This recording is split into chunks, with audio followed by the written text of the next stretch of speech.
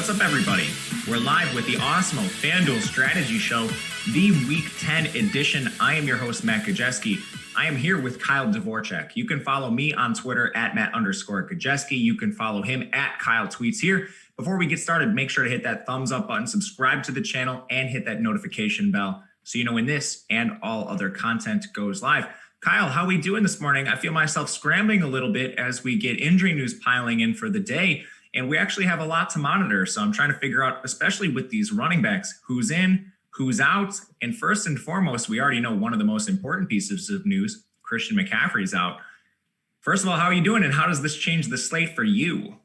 I'm doing all right. My coffee feels a bit over-extracted. I feel like the grind was a bit too fine for just a simple French press. So if you see me drinking the coffee and I feel like, you look at me and you say, why does he look sad? That's why, I didn't do a good job with it. In terms of the football stuff, though, lots of injuries. Big ownership update we got just before the show. So it was a mad dash to get updates, but that means we have right now, like up to the minute, essentially ownership projections. So although it does put, some work on us getting ready right before the show, I believe it would give the people kind of the most up-to-date version of the content we can give them. So more work for us, but I hope it pays off for the people in the long run. Yeah, man, we're ready. And of course, this is the FanDuel specific show. So everything in relation to FanDuel. This week in particular, I think across sites, we are going to be dealing with a very interesting slate. So this is going to be a position by position breakdown. But before we get started, I want to talk just general layout of this slate and mainly some strategy with the Christian McCaffrey news. In the latest ownership update, it also ruled out David Johnson, making Duke Johnson particularly valuable across just FanDuel specifically. How does this affect the slate for you? So I don't mind, we'll talk about this a lot. I don't mind eating chalk, even heavy chalk, if it is warranted. If I believe there is not no chance, but a very good chance that Mike Davis or Duke Johnson, or on a different slate, project this forward for slates that we're not talking about right now. If I think there is an extremely good chance that X player is going to be in the optimal lineup or help me win tournaments, I'm fine with eating the chalk. It just simply means that I have to look at my lineup as a whole and figure out how I want to get different. And I think the strange thing is that there are a lot of good plays on this slate, I believe. Obviously, at running back, it seems like we've kind of condensed on, your Duke Johnson, Mike Davis type of plays. But at receiver and on your quarterback stacks, I think there are a lot of very intriguing and viable plays. But the ownership sort of dictates that the ownership would tell me that there's only one or two good plays. So I kind of think that's where I diverge. I think the running back chalk probably warranted. Do I think some of the receiver chalk is necessary? Do you have to pair? Is there only one good game to stack? No, I don't think so. So I think I'm fine with the running back chalk. And the way I get different is really going off the board with my stacks, even though I don't feel like they should be off the board. Yeah, so something we typically see with these weeks where we have value running backs, and it parallels the Giovanni Bernard, Jamal Williams week to an extent. In cash in particular, there were only a couple lineups that most of the sharps are running across contests. Same DraftKings, FanDuel, you saw it everywhere. And I think this week could be very similar to that. As far as ownership goes and what we do with some of these cheap RBs, we'll of course get into that specifically to FanDuel in a bit. But I think eating some of this chalk specifically in low risk contests makes a lot of sense. And even in high risk contests, going back to that week where we saw Jamal Williams and Giovanni Bernard come in with cheap prices, they were lower owned than I expected. We're talking 30% or so. And then Awesemo, you came up with a fantastic stat, so I'll let you take it away. What Awesemo and some other sharps did in some of the large field tournaments that week. Yeah, so I'll try to remember all the names off the top of the head, but as far as I remember, it was Awesemo, Utical, Brick, RBX, Awesemo. You guys get the point. Drew Dinkmeyer all went at least about 10%. I think maybe 9 point something percent, but all of them went at a minimum 10% above the field on Jamal Williams. And this was actually on the Millie Maker in DraftKings, but I think the philosophy would still likely apply on FanDuel, is that all of the sharpest of the sharp players entering the highest payout tournaments, building 150 lineups, decided that, like I said, DraftKings Millie Maker versus FanDuel, I think the rules are quite similar in terms of how you view the locked in chalk, at least how they did that slate. And like you said, it parallels this slate quite nicely. They all went 10+% over the field on Jamal Williams. And I would not be surprised to see a lot of the sharp players do the exact same thing this week. Like I was talking about, take the free money, take the good Mike Davis chalk. It looks like it'll be good chalk, and move on and get different elsewhere.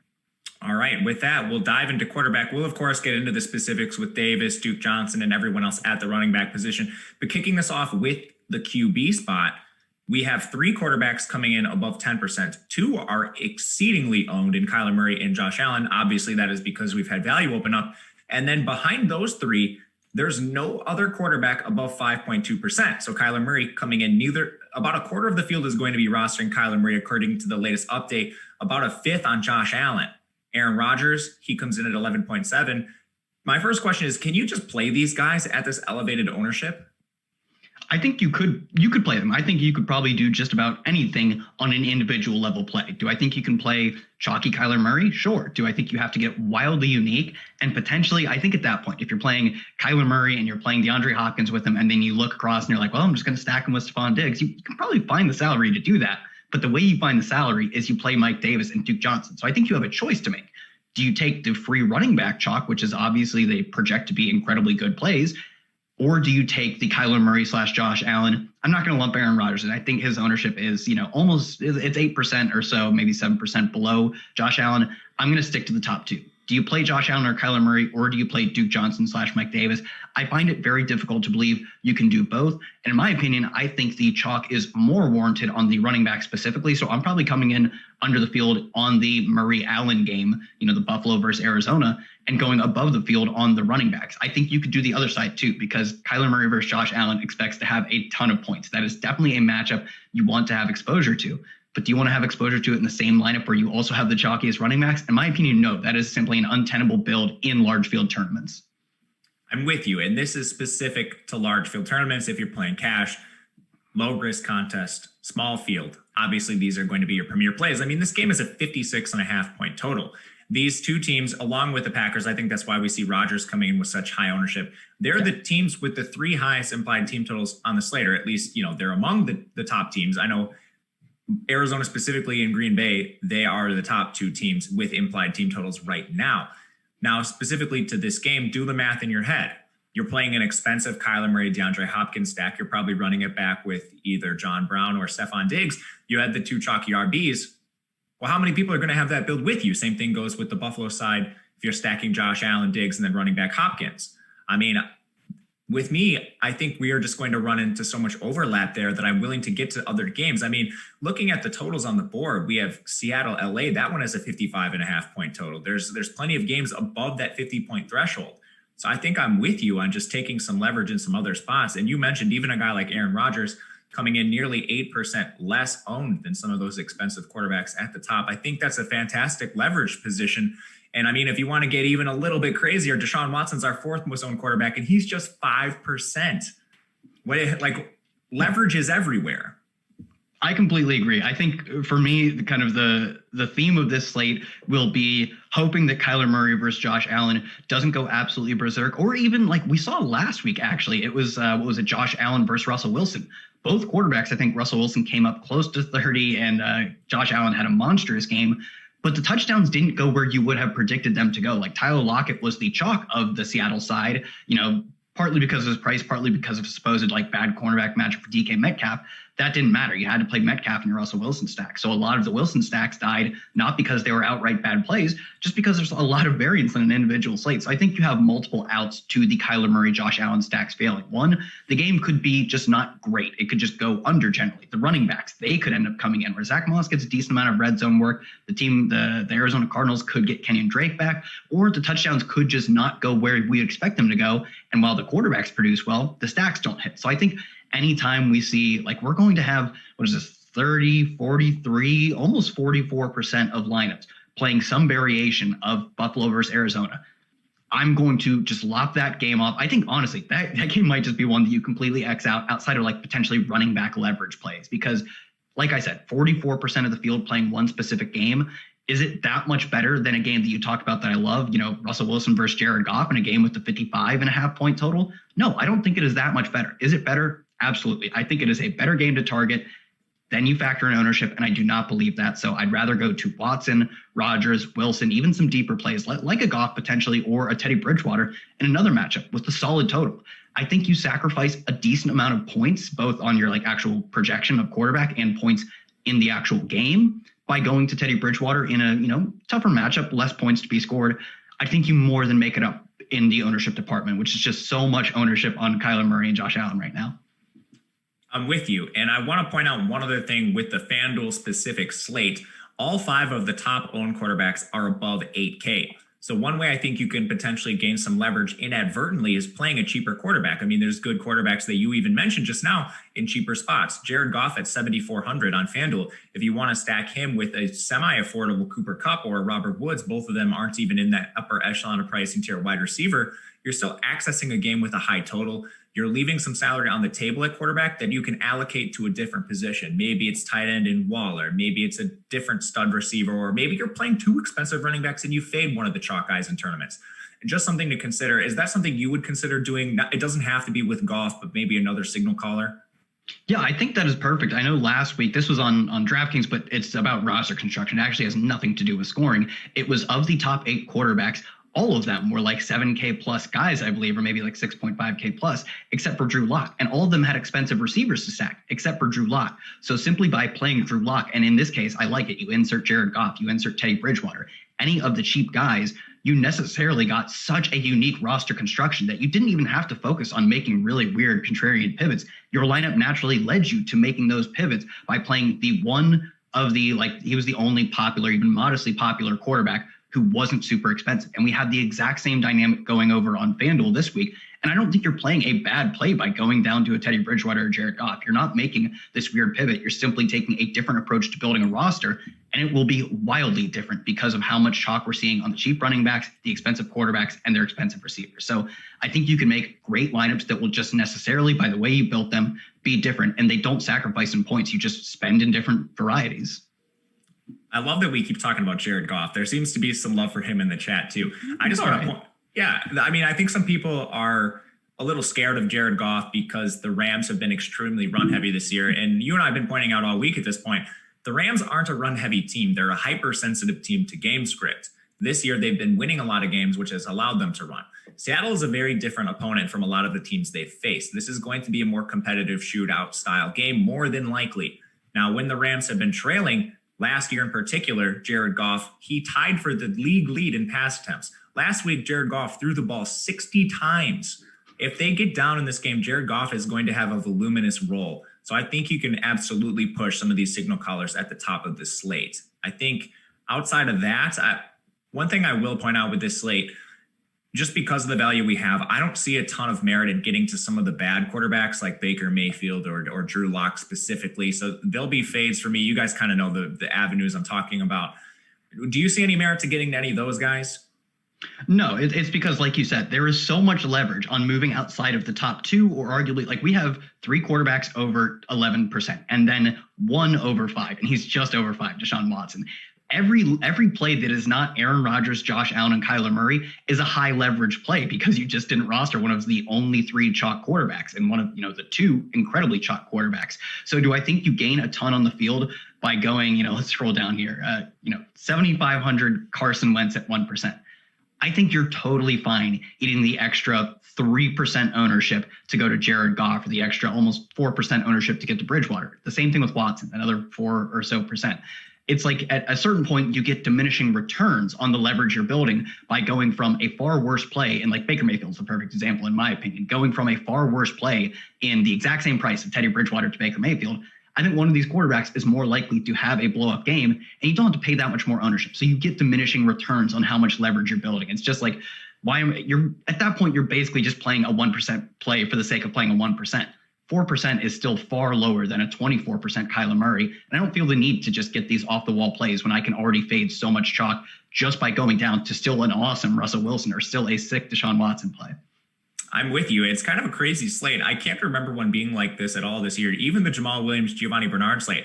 I don't remember ownership being this condensed, especially at quarterback. But guys, as we talk about ownership throughout the show here, you can access this. A weekly pass for Awesemo Plus, just $29.95. It includes full access to all the premium content and tools on Awesemo.com, including player projections, ownership projections, our premium Slack channel, and much more. If you're only looking to play NFL, you can also sign up for a weekly package for $14.95, or give the NFL Express Weekly Pass a shot for $3.95. Again, all of those tools are in there. Even the Slack is such a great, useful tool. I hang out in there all the time, specifically in college football. If you guys are in the weeds with some very questionable MAC games, that's where I like to hang out. But I know Kyle, everyone's in there. It's a fantastic resource, so check that out. Running back. This is the very difficult position we need to analyze, and we talked a little bit about it at the beginning. Mike Davis coming in near 50% ownership. And right before our show started, we get the ownership update. Duke Johnson comes in north of 25%. On FanDuel specifically, both of these running backs are egregiously cheap. And this is a little bit of hyperbole, but it kind of lets you play whoever you want. What do we do at the top of the running back position? I think you mentioned it at the beginning. Eating some of this chalk seems like a profitable strategy. Yeah, I think the reason I feel even more confident in eating the Mike Davis, Mike Davis is so incredibly high up. We're looking at nearly half the field playing him. But the reason I feel confident in playing Mike Davis is because I really don't plan on playing Kyler Murray or Josh Allen. I think it's fine to eat some chalk. Like I talked about at the top, it's fine to eat some chalk if you're finding ways to get unique elsewhere. And the field seems to think that if I play Mike Davis and I play Duke Johnson, I get to 100% lock in my Kyler Murray and my Josh Allen lineups, or at least 50%. Actually, I think the number of the Josh Allen plus Kyler Murray ownership is very similar to the exact number of ownership on Mike Davis, which obviously makes a ton of sense. So I think for me, it's a one or the other. I don't think you can play both, frankly. You don't have to fade both of them. It's about picking and choosing the spots that you choose to fade. I'm going with the quarterback. So for that reason, I feel comfortable going with the running backs. I could still see merit to saying I only want to play one of Mike Davis or Duke Johnson in a lineup. I think it's okay to play both, though, specifically if you're not playing the chalk quarterbacks. Do you think there's a reason to at least say you should maybe only play one, though? I think that is an argument I would be more comfortable fielding. Yeah, in tournaments specifically, I think you can do this. I think it makes, it makes pretty good sense on both sides. If you just want to talk about matchups overall, Carolina's in an extremely difficult run matchup. There's paths to Mike Davis failing. He's very cheap, so I don't think those paths are very likely to occur. And then on Houston, Cleveland has a pretty good run defense themselves. They're top 10 in the NFL in that metric. We never really wanted to play David Johnson when he was active. He was kind of, just a volume play in most weeks. There's certainly paths to these guys. And in both offenses, I think you can gain leverage directly through their offense. Deshaun Watson stacks to Cooks, Fuller, Carolina stacks with Bridgewater, DJ Moore, Robbie Anderson. Again, we're talking about the largest of field tournaments here. If you're playing small field, anything like cash, they're near locks to me. So that's kind of how I'm approaching it at this point in the week. It'll be a large field conversation, but I think you can. Any qualms with that, Kyle? No, and actually, as you said, it completely just dawned on me that two of my favorite leverage plays at quarterback, which, like you said, they're all leverage plays, were these guys' quarterbacks, Mike Davis's quarterback and Duke Johnson's quarterback. So I think in those lineups specifically, I would probably look to going with a Deshaun Watson plus Mike Davis stack and leave Duke Johnson out of the field. And at that point, I can just play all of the rest of the chalk because I have faded one of the chalky running backs. I have faded all three of the chalky quarterbacks essentially. And I can take the easy plays at wide receiver, knowing that I am very highly leveraged at one of my running back spots and at my quarterback wide receiver stack spot. So for that reason, I actually think it lays out perfectly to where in large field tournaments, going with one of the chalk running backs, I think my preferred move would be play Mike Davis. I think he's just a slightly better, and maybe even a significantly better play than Duke Johnson, and then go with Deshaun Watson stacks. I think that's probably my optimal tournament build, but I think flipping it to Teddy Bridgewater plus Duke Johnson makes just as much sense, and it gives you a ton of leverage over the field. I agree with you. I think it's a great way to remain semi-contrarian, but still play some good plays and some high dollar plays that we like. Because we have Mike Davis and Duke Johnson coming in so high owned, it also affords us the salary to reach Alvin Kamara, who is our third highest owned running back right now. He's nearly the same ownership percentage at this point in the week as Duke Johnson. It seems the field is preferring him over players like Aaron Jones, who comes in about 10% less, give or take. Kamara's a fantastic play regardless of matchup due to his receiving upside. So I can't fault anyone just for playing Kamara on talent and volume alone. I think, again, we're talking he's going to be heavily owned. Do you make the pivot down to Aaron Jones, who's just 200 less on FanDuel, but again, nearly 10% less owned? I think that's a conversation worth having, given that Aaron Jones is facing Jacksonville. Bad defense overall. They're 2 touchdown favorites. What are we doing with the expensive backs, knowing that we're going to be able to jam them pretty easily? Yeah, I think if I had to choose one for me, even though Alvin Kamara at almost the same price as Aaron Jones, or essentially the same price for all intents and purposes, I would still take Aaron Jones. I think he's probably a slight downgrade in points per dollar, but you're getting a reasonable ownership downgrade. And Aaron Jones also provides pretty solid leverage off of the number 2 receiver on the slate in terms of ownership, Davante Adams, who's also quite expensive. So I think when you're looking at Aaron Jones versus Davante Adams, given that they are both pretty high priced, there is unlikely, it's not impossible, there's unlikely to be enough touchdowns and enough yardage to go around where both of these guys really have smash games, meaning that if, Aaron Jones goes for 2 or 3 touchdowns, Davante Adams, unlikely to pay off his incredible price and ownership to the point where you have to have him to win tournaments. So I think not only does Jones provide a decent amount of leverage off of Kamara being about the same price but lower owned, he also provides a decent amount of leverage off of Davante Adams, who has been incredible. But also touchdowns make up so much of his fantasy points. And because he's, this is FanDuel, you don't get all of those PPR points. Touchdowns are crucial to building a tournament winning lineup. Aaron Jones could easily come in and steal those touchdowns. They're just such a random statistic that anyone can score them. It could absolutely be Jones as, essentially a 3-down back. So I take Jones over Kamara in terms of building tournament leverage. Do I think Kamara is the running back you should be playing in cash and all of your low stakes? Probably. I agree with that. I think it makes a lot of sense. Guys, before we keep going, hit that thumbs up button. It is the best way to support Kyle, myself, Jordan behind the scenes, everyone here at Awesemo. That is the best way. Hit that subscribe button too if you haven't done so. We recently crested 40,000 subscribers. Now we're trying to push for 50 by the end of the year or so. So help us get there. Again, easy way to support the channel and everything we're doing over here. And we appreciate you very much if you've already done so.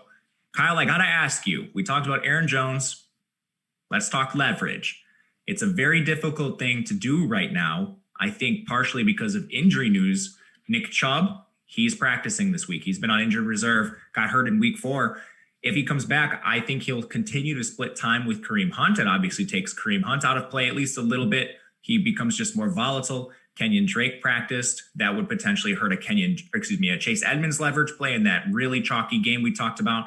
David Johnson, it looks like he's trending the wrong direction, opening up Duke Johnson. And Joe Mixon, of course, was still limited in practice following the team's bye. I don't think a lot of people expected that. If Mixon comes back, he is 2.2%, and he's a bell cow in his offense. I don't think Giovanni Bernard factors in too much there. As far as low-owned leverage plays, that's kind of the type of player I really look at. Just these bell cows, maybe they're underdogs. They still receive significant workload. Maybe they've just performed poorly recently, and that was exactly why I wanted to target Chase Edmonds. Who are you looking at for some leverage here at running back? Yeah, Chase Edmonds would be a pretty awesome leverage play if he does get the backfield to himself, but it looks like we're getting a Kenyon Drake return, so not a ton of interest in either back because of that. I think you've kind of nailed it, though, with looking for these bell cow backs who are, I think coming off of injury is kind of a significant one, where we saw Christian McCaffrey coming off of injury go well under-owned relative to we know his upside. The same thing with Dalvin Cook in his first game back from injury, and both of those guys, like, the process works, so it's easy to point them out. But I think Joe Mixon could be the next evolution of that, or Miles Sanders. I think both these guys are essentially the same back. Like, do they have a running back behind them who could steal some pass catching work? Giovanni Bernard, Boston Scott? Sure. But especially like when you look at Joe Mixon, his team passes enough that even splitting work, just being the 1A receiving back to Giovanni Bernard, mixing in on some third downs, it's more than enough because he's getting maybe a more modest share of the receiving pie than a Miles Sanders, but the pie is larger, so you get to eat a little bit more. So Joe Mixon, if he's healthy, I think at 7K is a bit of an underprice. I get the matchup is difficult, but around 2% ownership, I think you're fine running into a difficult matchup. And if not, Miles Sanders, who does seem almost certain to play this week. The Giants defense is not one that scares me. Philly should beat them. I believe they have a they're slightly favored by Vegas. 7,700 is not nothing, but I think in the same price range as Josh Jacobs, I would take a Miles Sanders as a favorite in that game 10 times out of 10 over Josh Jacobs, because we know they have very similar rushing roles, but one of them, Miles Sanders, has a better receiving role. So I think at less than 5% ownership, Miles Sanders and Joe Mixon are the exact archetype of the leverage you described. 3-down backs who just don't seem to be getting the ownership for a variety of reasons. Both guys returning from injury, but I think you could also argue like the spots might not be as good as some people like. I don't care that much at their lowered ownership. Yeah, I agree with you in that spot too. Mixon specifically, a bell cow that stands out. There's some people talking about his injury in the chat. I'm a little suspicious of it too. Seeing him come out with limited practice is a little worrisome, I think, in particular with him. Yeah, it's not great. But as far as other leverage spots, one player in particular I thought maybe we could look to in sort of that lower price range was Antonio Gibson. Seeing a pretty sizable workload, ends up missing some time last week, not much, but missed practice yesterday, comes back to a full practice. You don't feel good about playing a guy like Antonio Gibson just for pure leverage, but I mean, he's in a similar price range, coming in a little more expensive than some of the plays we talked about. So if you're trying to mirror some roster construction and play someone in that same range, I think he could make some sense. But outside of, some of the bell cows, I think it's just mainly players I want to fade. One player we didn't hit on, Josh Jacobs, is fairly owned. I am worried about his injury and Devontae Booker mixing in for work there. So I think it's more just picking and choosing from the chalkier RBs that we like and then mixing in a mix-in. Is there anyone you're looking to fade?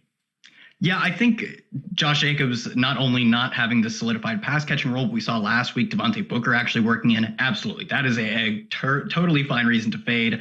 I think on top of that, Antonio Gibson coming back from the injury and wasn't even this 3-down back before. J.D. McKissic steals the passing game work. And we saw, I believe it was like 20 carries a few weeks ago for Gibson. Even that was a mirage. The other two backs, Peyton Barber and McKissic, combined for 15 carries. So I think he's like at best a 1A as a runner and at best like a 1B or 2 as the pass catching back on a team that is on the road, and I don't believe they are favored versus Detroit. So it kind of sets up for just a bad game environment for Gibson regardless. Now he's coming off of injury. I know it's only, 10 or 11% ownership for him, but that's ownership I'm comfortable fading all day.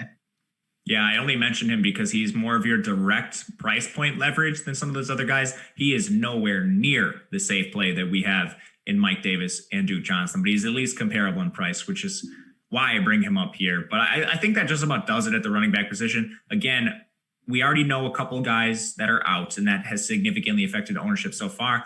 As far as leverage goes, I think waiting on the status of Nick Chubb, Kenyon Drake, and Joe Mixon could extremely be, affect our decisions a lot. Even, like a Chris Carson, if he is active for some reason. I know he hasn't practiced yet, but at 7,800 and another access point to just a very high total game, those things could change the dynamic of the slate even a little bit. Anything else you'd like to add on RB? Yeah, I think like DeAndre Swift would maybe be an interesting one. He's basically the same role as a maybe more pass catching, less running. But he's kind of the same role as Gibson, just on the other side of the ball as the home favored team. But again, it is this speculative price point leverage of a running back who's kind of just a committee back. He shouldn't see the work that Duke Johnson or Mike Davis sees. I think maybe he's just the guy you run if you play, your Teddy Bridgewater stack and instead of playing Mike Davis and Duke Johnson, maybe you play a Swift and Duke Johnson. But he's just leverage and his role doesn't look great. I would save him only for the largest tournaments. Yeah, I kind of view him similar to Antonio Gibson, but he's favored. So it makes sense there. But guys, the Masters is here. Celebrate the final golf major of the year with an Awesemo Plus Platinum Weekly Pass for 50% off when you use promo code Augusta at checkout. That's 1 week of everything Awesemo Plus has to offer for the price of an NFL Weekly Pass. This package includes full access to all Awesemo Plus features, including player projections, ownership projections, our premium Slack channel lineup builder, and much more. This offer is valid through Friday, November 13th. Again, the promo code is Augusta. Moving to wide receiver, you're seeing parallels at every position. There's some mega chalk, and then there's some pretty easy leverage spots because everyone is going to the high price receivers in the fantastic matchups. So as we look at some of these pass catchers, right away at wide receiver, I think no surprise, Davante Adams, most owned player, cresting 30%. Stephon Diggs right there with him, cresting 30%. Once we get below that, there's a bit of a drop. 24% is DeAndre Hopkins. He's our third most owned wide receiver on the day. But you can clearly see the parallels between quarterbacks, running backs, receivers. Because the value's there, we have expensive pass catchers that are going to be heavily owned. With that said, man, Davante Adams is a good play. Yeah, I actually don't mind Davante Adams nearly as much because I know that when I play Davante Adams, I'm still getting off of the Stephon Diggs, DeAndre Hopkins, and then the correlated with their quarterbacks chalk. So I think if there's one of the top receivers I am looking to go to, it would be Davante Adams because his quarterback is lower owned and the receivers in, I don't even know the same price range, more of the same ownership range, are also going to be as highly owned, if not more highly owned. So for me, I see that if I play Stephon, let's say I think, I don't want to stack Buffalo versus Arizona with a quarterback. I just want to use it as one-offs.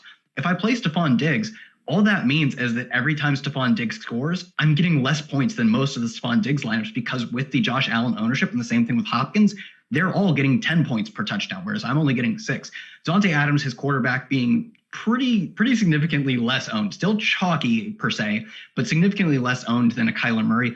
I don't guarantee that all of these Davante Adams lineups are stacked with Aaron Rodgers, so I don't mind playing him. I think Diggs and Hopkins even kind of just get ruled out for me in terms of if I'm not playing their quarterbacks, I'm probably not playing those one-offs either. I think Adams kind of overrides that because his quarterback isn't 25% owned. So I'm actually fine playing Adams, given that I'm already kind of just cementing myself in this take of not playing Buffalo, Arizona.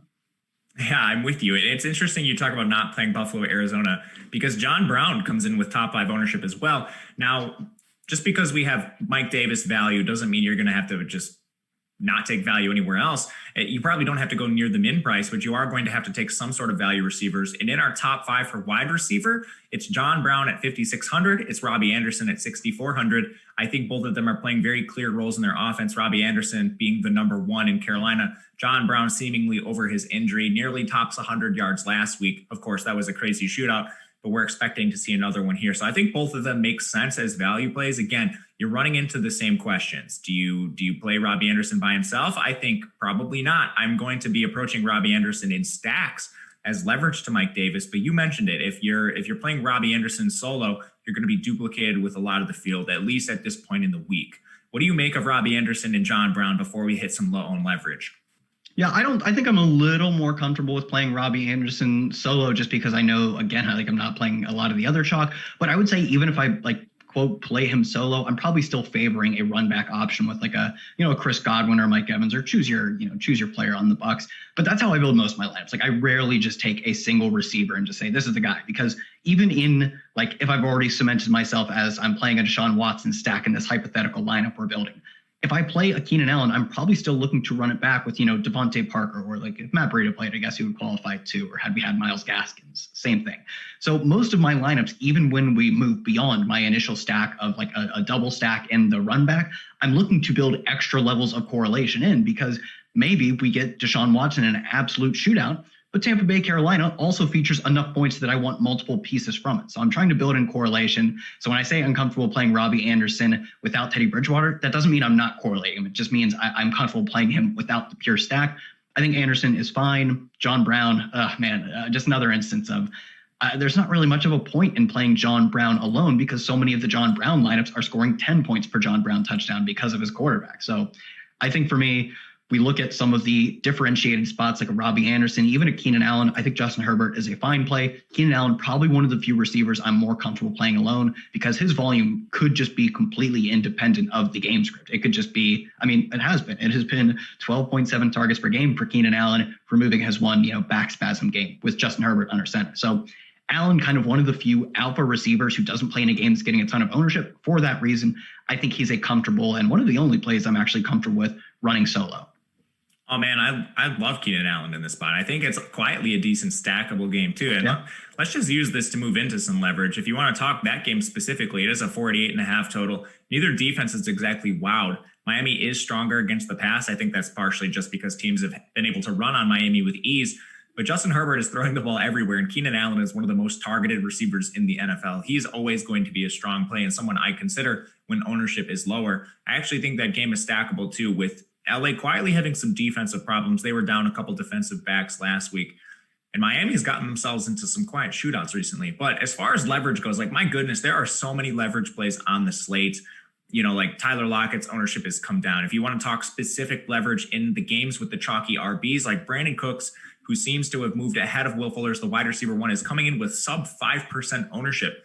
Where are your favorite leverage spots? You named one of the best ones. We're talking about basically stacking any players that aren't in this Buffalo-Arizona game, and then also moving off of Devontae Adams, because similarly, he has the number 3 quarterback and he's the number 2 overall ownership receiver. So Brandon Cooks right now is, I believe, he's actually ahead of Will Fuller in targets and 51 air yards behind him. They're basically playing very similar roles, and Brandon Cooks is still underpriced relative to Will Fuller, who I also like at 7,100 and less than 10% ownership. I think it is perfectly viable to double stack these guys because of the price on a Mike Davis. You can go Deshaun Watson, Will Fuller, Brandon Cooks. And I think my biggest question is, who do you run it back with on the Cleveland side? I'll throw that one to you. Beyond that, though, on the other side of Seattle, Seattle's defense completely atrocious. Despite that, a 20 target game most recently, I believe, from Cooper Kupp, only 7,700 when we've got guys on the slate that are over 9K at receiver. I think just stack the games that aren't, stack the good games that aren't Buffalo, Arizona. All of the Seattle receivers are in play. Both of the Los Angeles Rams receivers are in play. And I think the easiest double stack to make because of its price, Will Fuller, Brandon Cooks, and then Deshaun Watson. Yeah, I'm with you. I think if you're running it back on Cleveland, you just probably have to use Jarvis Landry at this point. Who knows how the backfield breaks down? If we have Nick Chubb sitting out, they just decide to give him an extra week's rest, which could happen. Kareem Hunt would come into play for me. I'm not really interested in some of the tertiary pass catchers there, but there's just so many spots. We talked about Goff, like Woods comes in affordable, cheap ownership, or excuse me, low ownership. Cooper Kupp, same thing. One of my favorites, Chris Godwin. My goodness, Chris Godwin at 2.5%. If you told me we were going to see this every single week, I would just load up on Chris Godwin. Part of the reason I think the ownership is low is the terrible game we just saw Tampa Bay play. Obviously, they get blown up by New Orleans. Stacks with Tom Brady to Chris Godwin are going to be extremely low owned. Chris Godwin returns to his near full-time role that he was playing before the injury, 94% of snaps, ties for the team lead in targets. I don't know. I love that in that spot. You can use Mike Davis as your run back. You can use, maybe if you want to go a little lower owned, gain some leverage, DJ Moore, Robbie Anderson. What do you make of that game stack? Yeah, I think that is like probably the number 3 game stack for me behind, the Deshaun Watson side of Houston versus Cleveland, and either side, you could argue either side of Jared Goff or Russell Wilson. That's probably my number 3 one. I would say on the Robbie Anderson side of things, he's clearly the number 1 receiver. I think if I'm running a Tampa Bay stack, I'm almost always running it back with a Robbie Anderson. On the Chris Godwin, Mike Evans, Antonio Brown side, it's quite difficult to really pull much from a game that, like the last time we saw them get trounced by New Orleans. Like, you're not really projecting that to be the type of game they play anyway. So what data can you pull from that? Well, I did pull routes run, and Chris Godwin ran a route on every single one of Tom Brady's dropbacks -1. Mike Evans was only 3 routes behind him, and he did actually take a play or 2 off, I believe, after taking a shot to the groin. So basically, you have a very solidified top 2 receivers, but we have seen when Mike Evans and Chris Godwin are healthy, at least this year, in an admittedly small sample, we've seen Mike Evans average like 2 targets per game up until their most recent game versus New Orleans when Chris Godwin is healthy. So I think we've got an established alpha in Chris Godwin, a very good number 2 in Mike Evans, and I guess a very good number 3 as well in Antonio Brown. But that's what he is on this offense. Basically, it's a small sample, but what we have to work with says Antonio Brown is probably the 3, and Chris Godwin probably the 1. So that's how I would prioritize them in my Tampa Bay stacks. I think you can viably play any of them, though. I agree with you. And just looking at that game, I don't want to take away that Chris Godwin's this clear de facto alpha pass catcher. More that I want to take away is that he's healthy. Like, Chris Godwin's he's going to be on the field. So I can feel confident playing him. If he gets there, great. Hopefully I'm printing money. If he doesn't, well, at least I know my decision-making process was, not flawed to begin with rostering an injured player. Now, one question I want to ask you, looking at receiver. So we talked about this a little bit at quarterback. So say I'm playing a game like Pittsburgh or Cincinnati, and all of these receivers are low owned. I think you can jam in the chalk at running back and then play, a low owned stack. And it doesn't have to be this game, but I'm looking particularly at offenses that are fast and run a lot of plays and are in sneaky shootouts. Cincinnati, Pittsburgh offers that a little bit to me, with Cincinnati running so many plays, passing the ball at an extremely high rate. Pittsburgh's got a great defense, sure, but Joe Burrow has kind of walked his way into these 300-yard games through, it's kind of the horizontal air raid, a lot of pass attempts, a lot of volume for his receivers. And then, of course, we like some players on Pittsburgh. What do you make of this approach? 2 games I isolated specifically, LA Chargers, Miami, Cincinnati, Pittsburgh, where we could see some quiet volume. And I think that naturally will make you contrarian.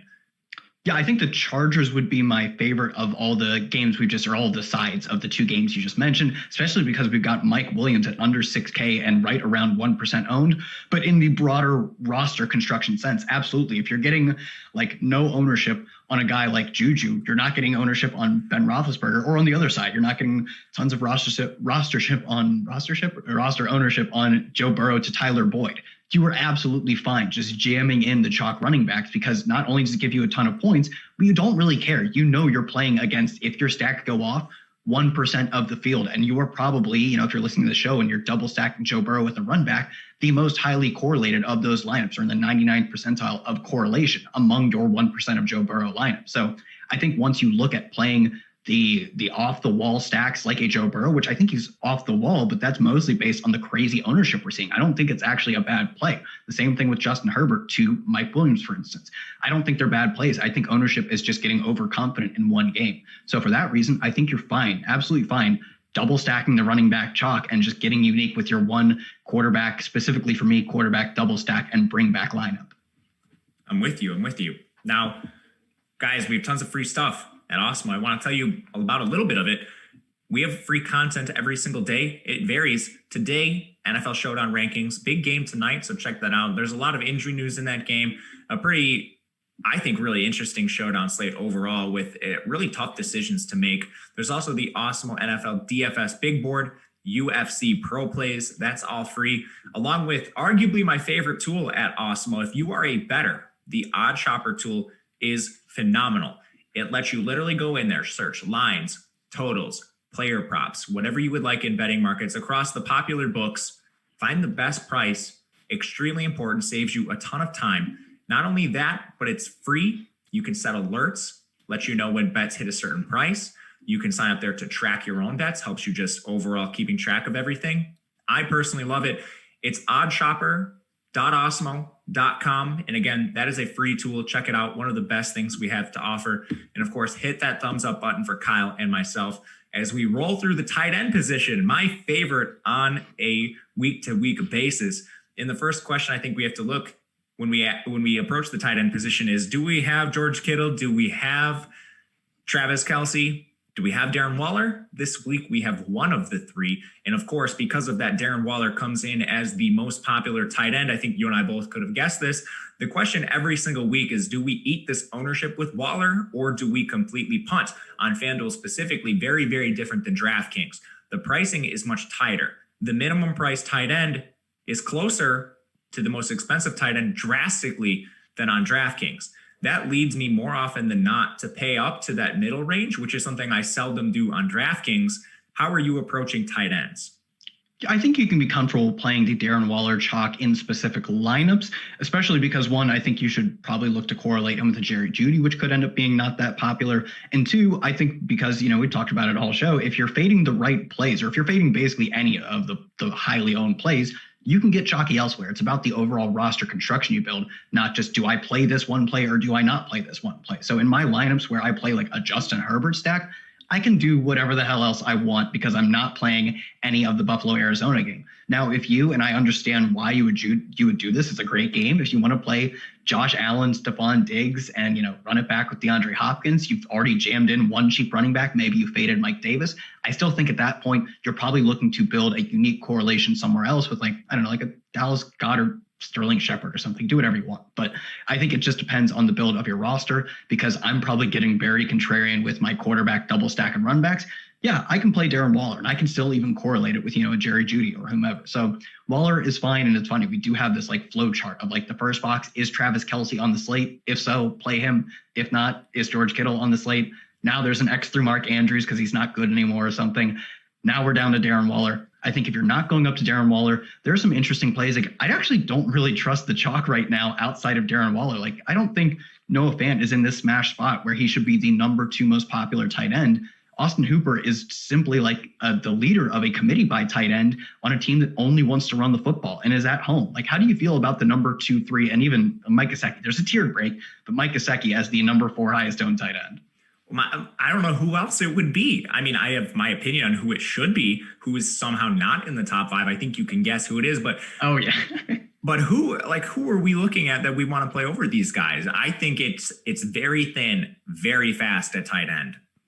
No. You know who it is, and you've alluded to him. You jam in Hunter Henry. You keep playing Hunter Henry, who has at least 7 targets in 6 of 8 games. He plays for, the way he's playing, Justin Herbert is playing like one of the, 5 or 7 best quarterbacks in the NFL, Hunter Henry, essentially an every down tight end, getting a lot of volume. You just keep jamming in Hunter Henry, and especially when he's going to be low owned. Like, imagine playing Mike Gesicki, who's losing reps to Durham Smythe and Adam Shaheen over Hunter Henry, who, although, sure, I guess you could say he's technically losing reps to Donald Parham, that is very exceedingly rare. It is more just the random one-off touchdowns that we see that make us think Hunter Henry is not this stud tight end. His volume still indicates he is, and now I can get him as outside the top 5 owned and one of our top 3 values, I believe. I'm going back to Hunter Henry. We keep doing this. Man, yeah, I can't quit him, and it's because of all the reasons you mentioned. He just has 1 of 4 total touchdowns thrown to tight ends. So I'll continue to go back to Hunter Henry. He's my favorite play. I do prefer him over a heavily owned Noah Fant, Austin Hooper, even Mike Gesicki. I'm not sure why he's up there. But, as far as some of the other tight end plays, someone I do have a little bit of interest in if we're getting to that mid-price range is Dallas Goedert. It's mainly based on our priors with Goedert. The offense has been largely in shambles, but I think this is a guy you like a lot too. Dallas Goedert, when he is right, he's arguably their number 1 pass catcher overall. So we're getting him at 2.4% ownership. I'm comfortable just playing him as a one-off. That's not really a game I want to stack. Is that something you would do? Yeah, I think it's okay, especially at tight end where you might just be looking to get off the chalk. You don't necessarily have to correlate every single play in your lineup, especially if you've already just built in some leverage by fading away the, Austin Hooper chalk or whatever it may be. And Dallas Goedert, outside of Hunter Henry, would probably be my number 2 leverage play at tight end, simply because, like you said, our priors are that one, he's talented because he was efficient last year in a smaller role, and then are 2, that he should see a larger role than we've expected in recent history, because in weeks 1 and 2, he led the Eagles in targets, receptions, and receiving yards. He was operating for a brief shining moment as the team's number 1 receiver. Even if he comes back and more splits that number 1 receiver role with like a Travis Fulgham, that's certainly okay, because you're not saying like Austin Hooper or Mike Gesicki are going to be number 1 receivers. They might be number 3 receivers. So I think you lock in at least as much volume as those guys with Dallas Goedert, and you do it at sub 3% ownership. I agree with you. I like that quite a bit. And we have to talk about punts at this position too. Goddard and Henry technically don't qualify as pure punts on Fanduel. We're really looking for players below that 5K mark. And we've seen this be viable across platforms, not specifically on Fanduel, but on slates where we are lacking Travis Kelce, we are lacking George Kittle. Sometimes just punting all the way down, and you might take a 0. We've seen, early in the year before Robert Tonyan had a significant role, he took a 0, and some teams had some very good profitable weeks, even with that 0 in their lineup. Now, a guy like Gerald Everett, who I want to highlight for LA, of course, and I think the second premier shootout of the week is coming in sub 1% owned. He's 4,500 on FanDuel, so he certainly fits that pure punt mold at tight end. He's been running more routes, playing more snaps than Tyler Higbee, and we know when he's on the field, he's a receiving specific tight end, similar to like Irv Smith, if you want to liken him to another role, a similar situation where they run dual tight ends, but they have one specific receiver. For that reason, I think you can play Gerald Everett just as a complete punt play. Sub 1% owned, you get access to one of the best games on the slate. Is that something you're comfortable doing? Yeah, I would only play Everett in my Russell Wilson or Jared Goff stacks. Like he's fine as the run back to probably one of a double run back specifically in a Russell Wilson lineup, which is like largely just a large field tournament thing. But it is definitely a viable strategy, the double run back, especially when you only need like 30 yards and a touchdown to have a okay Irv Smith and an okay Gerald Everett game. So I think he is specifically used as correlation for me. But because he does correlate with the game that I want to target the most, I will absolutely have some Gerald Everett. Not a ton. I still think the 2 receivers on his team are obviously better plays, even adjusting for, Gerald Everett's price. But he won't be out of my player pool, despite like almost every other tight end below 5K being outside of my player pool. Logan Thomas is kind of the same thing. I think he serves a larger role within a far worse offense. So at 4,900, he is one of our like only decent values below 5K, but he doesn't correlate as well with anything I'm super interested in. Like maybe I could run him back with the DeAndre Swift, but I think that correlation is modest at best. And it's not like I'm super into DeAndre Swift anyways. I just think he's like an interesting leverage play. So Everett, because he fits so much better into the construction of my actual lineups and how he fits in with my Russell Wilson and Jared Goff builds, he's really the only punt play I'm actually excited to play this week. All right, it's time for our favorite segment of the show. It is the tight end that Kyle decides to flamethrow because they are too owned and too expensive on FanDuel. So Kyle, what do you have for me this week? Who is it? So it's not Darren Waller. Darren Waller is actually good and gets a lot of work. And it's not Noah Fant because he's good and gets a decent amount of work. It's Austin Hooper and Mike Gesicki. Both of these guys are committee tight ends. Mike Gesicki, hardly even the number 1 tight end at this point, is these 2 guys that I'm totally comfortable fading with. I don't love Noah Fant's ownership, but he does project to see a lot of work. I know last week he got 3 targets, but he exited for a few drives that game and came back. I think when he's healthy and now they have no Albert O as a backup, he should see a lot of work. So I get why you play Fant and Waller. You lock in more work than most other tight ends. I have no clue why you play Austin Hooper and Mike Gesicki. Just play Hunter Henry over these guys. I'm with you on that. Now, let's talk about some stacks that we think have some equity to get out of here. We've named a few already. One of my favorites is still this Tampa Bay stack. If we just want to look at this game environment overall, Tampa Bay is favored by 5.5 points. It's sitting with a 50.5 point total. So we're looking at, a little less value than the Arizona Buffalo game, than the Seattle LA game. But still, I like games with totals above 50 points, 2 explosive offenses. I don't think it's out of the realm of possibility that this game shoots out. We want to start looking at, Tom Brady to his pass catchers. There's a very decent chance, I think, that this game could go over the total. Is there one that you like in particular? Yeah, so I think the Carolina side of that is just as good because I think it'll be similarly low owned. And I like having a little more certainty in my stacking, but I think that's just we're keying on a game that we both think are incredibly advantageous to target. Our top stacks tool has the Carolina stack as one of the biggest mismatches in terms of how people view it versus its chances of hitting. I'm kind of just going with the bread and butter. We've talked about it. I'm going to go with Seattle. I think on the other side, though, Jared Goff as a team that if they do go down, which that's the scenario you're playing for, is that they take an early deficit. You talked about it at the beginning. I won't reiterate too much, but Sean McVay wants to run the ball, but he's not stupid. He knows that when he's losing, he has to play fast and he has to pass a lot. So for that reason, it would set up that if Jared Goff takes an early deficit, he becomes a great stacking option. And there's really only two receivers you consider playing too much. I guess you could throw Josh Reynolds in there, but I think his role is dwarfed by Cooper Kupp and Robert Woods. And then the tight end. So I think the stacking options are quite clear and the game environment sets up to be incredible. So I like that as the most contrarian I'd probably go, whereas I think the Russell Wilson stacks will not be unowned, but they still give you a ton of leverage off the obvious plays.